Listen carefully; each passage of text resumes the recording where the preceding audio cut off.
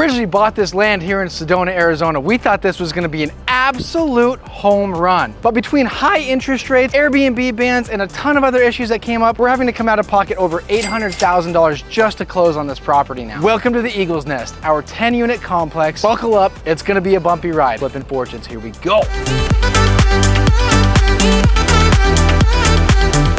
Like Luke said, when we first bought this, we thought this was an absolute home run. The reason is because this plot of land already had a set and stamped set of plans on it that was ready to issue, or RTI. That saves about a year of planning, going through the city, zoning, drawing up plans, all of that. The investor we bought this from, they had actually started the property.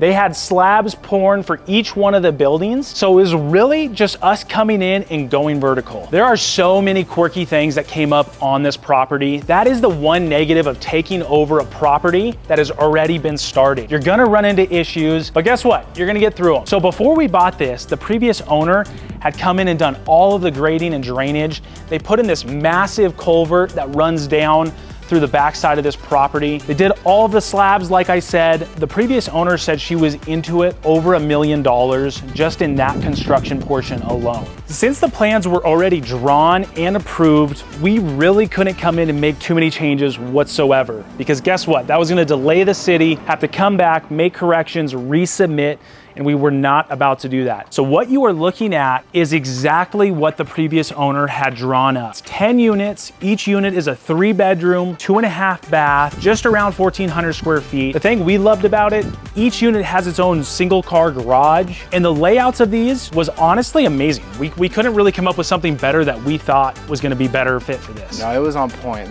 When we walk through the units with you, you're gonna be able to see the units flow very well. There's like a really nice designated kitchen area, but it's open to the living, it's open to the dining. You've got all the bedrooms upstairs. It's got just a really, really nice, good feel to it. We're gonna take you into our first unit. This is the unit that's staged as we're renting these out. Let's go take a look. Hey, go get him, Slugger.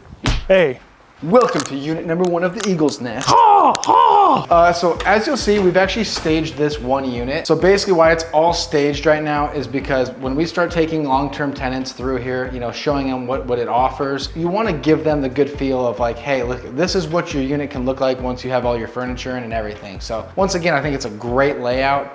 We'll walk through the whole unit. So like we said, we absolutely loved the layout of these units. We're here in the common area, and it's just got such a nice open feel. Got a really good sized kitchen, nice dining area, good sized living room. We decided to add a little breakfast bar here, just so people could eat or have the table. Say if you didn't want the table, got plenty of room. Once again, like Luke mentioned, we were originally planning on Airbnb-ing a few of these properties. So when we were doing this renovation, we decided to do nicer updates, rather than what we would do if it was just a standard long-term unit. We decided to upgrade the quartz countertops. Obviously, we always go stainless steel appliances. Went 42-inch, nice slow close shaker cabinets. I love the way it turned out. I think it's fantastic. I think it's gonna help the long-term rents. So at the end of the day, even though we can't short-term them, we're gonna be okay. As you'll see, we went with white on pretty much everything for 2 reasons. One, it brightens up everything, makes it feel nice, light, airy in here, which this is a huge key point if you're doing long-term rentals. The nice thing about white is it's so easy to match. Say if this cabinet door, we go back to the cabinet manufacturer, they have this in stock, super easy turnaround. Whereas opposed, if you get some custom color, custom cabinet, especially if it's gonna get beat up over time, you're gonna have the hardest time coming back, fixing that at a later date. Now, one of the other things we absolutely loved about the layout of this entire unit is that they had a nice bathroom downstairs, because as I mentioned, all of the bedrooms are upstairs, but when you're entertaining, when you've got people over, you still wanna have a bathroom that's nice and close to your entertainment area. So they've got a nice, just half bath downstairs, sink, toilet, and then here's the laundry. So every unit's got its own laundry, in-house, which is extremely important, again, when it comes to rental properties. Because if you've got your tenants having to go to laundromats to try to clean their clothes, that's just an extra expense that they know they're gonna have to incur. And not only that, it's just not gonna rent for as much, because nobody wants to have to take their clothes into the car, then take it to a laundromat. So we're here in the first guest bedroom. Really good sized rooms. You can easily fit a queen mattress in here. Good sized closets. The other thing we loved is each unit actually has 3 patios. 2 are upstairs balcony and 1 is a little back patio. Oh, woo, that's nice. You can open up the doors, get some nice airflow, come out here, set up a couple chairs. Well, and the thing about Sedona is that year-round, the weather in Sedona is very nice. Summertime it still gets a little bit warm, so I mean, it'll hit, you know, maybe low 90s. But I mean, 10 months out of the year in Sedona, the weather is absolutely perfect. For all the hardware and light fixtures in these units, we went with simple black, can't go wrong with it. The other thing is, like you've heard us say a gazillion times, bedrooms are where you can save your money. Hey, let's make our way to the guest bathroom. Check this out, guys. Look at this beautiful tile. Wow. I mean, can you say wow? I can say wow. Wow. But once again, just clean, easy. You know, nice tops right here. We went with the quartz with the, you know, the nice little lines in them that kind of tie into the kitchen. What we always try to go for is at least one tub per unit. All right, into the master. What we loved about the masters in here, super good sized rooms. You can easily fit a king, obviously a queen. Had nice walk-in closets. People love walk-in closets, especially in the master bedroom. The master baths in here are absolutely amazing. Super spacious. We went with these massive showers. Same thing in the other bathroom, that really nice, clean tile. Penny tile here on the ground. This place is just, it's got so much natural light, tons of space in here. Good sized vanity. What else more could you ask for? And you guys wanna know what the best part about these 10 units are? They're all mirror match, absolute identical units. So we're not gonna walk you through the other 9 because it would look a lot like walking through that one right there. Now we're gonna walk you through one of our favorite spots in Sedona, and we're gonna run you through the numbers.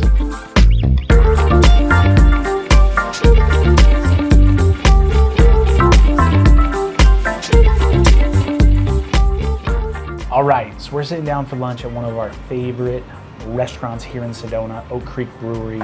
Got some amazing food, amazing beers. Sorry, Steven, you're not here. We miss you.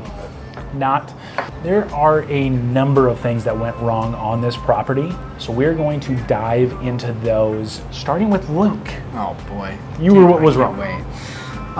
First thing, as we mentioned, was that we had originally underwrote this, hoping that we were going to be able to do 6 Airbnbs out of the 10 units. But we actually underwrite all of our properties on the safer end, right?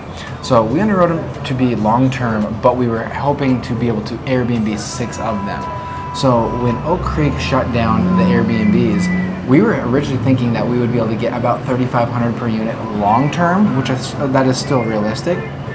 But we were expecting to possibly be able to do $10,000 per Airbnb per month, because that's just what they're able to pull here. When we lost that, when the city pulled the Airbnb from us, that was 6 units going from $10,000 a month to $3,500 a month. So that's about 40 grand a month that was taken off. And given, you know, we would have had managing fees, we would have had, you know, furnishing them, we would have had, you know, cleaning fees, all that kind of stuff. So it's not like that's just straight, you know, in your pocket, but it's something that you have to think about. Because again, if you're literally going for your pie in the sky numbers and then something like that happens, it's gonna hurt your bottom line. Or if you're underwriting it for worst case scenario at the very beginning, you're gonna be in a good spot no matter what happens. So the second huge issue that we ran into, which guess what, we had no control over, was interest rates. No one really knew how high the interest rates were gonna go.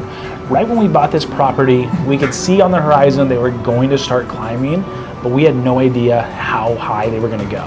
They were literally 3.5% when we bought this property, 3.5. So right now, on our long-term loan that we are working on stabilizing right now, I believe we are at 6.75%. Nearly double. So on this deal, since it is a commercial property being over 4 units, we have to get a commercial loan. What they're gonna run it as is a DSCR. So once interest rates start climbing and your rents don't necessarily change, that leverage in that debt service coverage ratio that they're gonna use is gonna get higher and higher. What that ultimately means is the amount of debt you can put on this property shrinks because your interest is so much higher on a monthly basis. That means you have to bring more money to the table to bring your loan down. And for us on this project, that just so happens to be around 800 grand. On a cash flow standpoint, this deal right now is not gonna be the absolute best deal.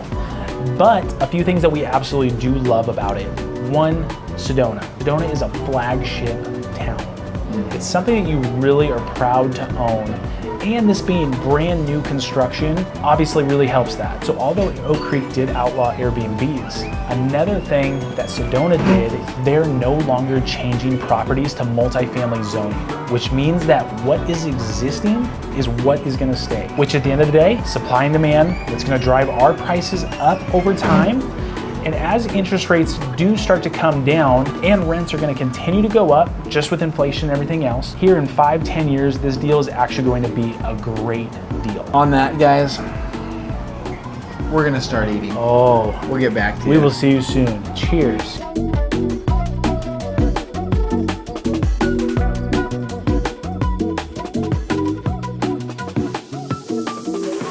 We were gonna go ahead and try to talk about, you know, this deal, but it's a little bit difficult right now because it's really, it's raining cats and dogs out here, to be honest. There's a 33% chance that it's raining right now.